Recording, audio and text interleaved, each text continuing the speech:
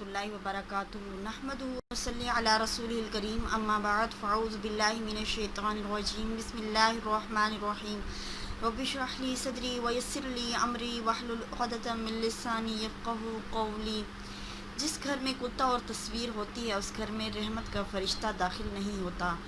हदीस क्या है? जिस घर में कुत्ता और तस्वीर होती है वहाँ रहमत के फरिश्ते दाखिल नहीं होते।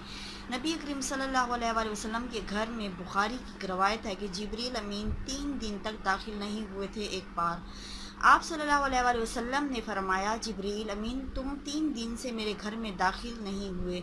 उन्होंने कहा कि अल्लाह के रसूल सल्लल्लाहु अलैहि वसल्लम, मैं जब भी आप सल्लल्लाहु अलैहि वसल्लम के घर के पास आया तो आप सल्लल्लाहु अलैहि वसल्लम के पलंग के नीचे कुत्ते का बच्चा छुप गया था और अल्लाह के रसूल सल्लल्लाहु अलैहि वसल्लम के घर में कुत्ते का एक छोटा सा बच्चा आप सल्लल्लाहु अलैहि वसल्लम के पलंग के नीचे छुप गया था, जिसकी वजह से जिब्रील अमीन अल्लाह के घर उनके अल्लाह के रसूल सल्लल्लाहु अलैहि वसल्लम के पास ना आए तो हमारे घरों में कहाँ आएंगे? अगर तस्वीर भी होगी तो नहीं आएंगे। तस्वीर जिस घर में होती है नहीं आते। एक रवायत में आता है कि जिब्रील अमीन आए और कहा, नबी करीम सल्लल्लाहु अलैहि वसल्लम बाहर आइए और कहा कि आप अंदर क्यों नहीं आए ए जिब्रील?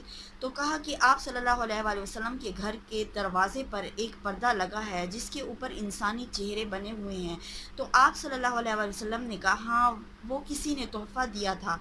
इस पे इंसानी चेहरे थे, लंबे लंबे बने हुए थे। और तो जिब्रील अमीन ने कहा कि आप सल्लल्लाहु अलैहि वसल्लम क्या कीजिए कि इनको ख़त्म कर दीजिए ताकि सूरत ख़त्म होने से लंबे लंबे झाड़ जैसे लगेंगे, सूरत को ख़त्म कर दें। तो जिब्रील अमीन नबी सल्लल्लाहु अलैहि वसल्लम के घर में जिसमें तस्वीर और कुत्ता था नहीं आए, तो ज़ाहिरी बात है कि हमारे घरों में भी नहीं आएंगे। कुछ तस्वीरें ऐसे होती हैं कि मजबूरी होती है उनको रखना, तो उसको ढांप कर रखें, खुली ना रखें।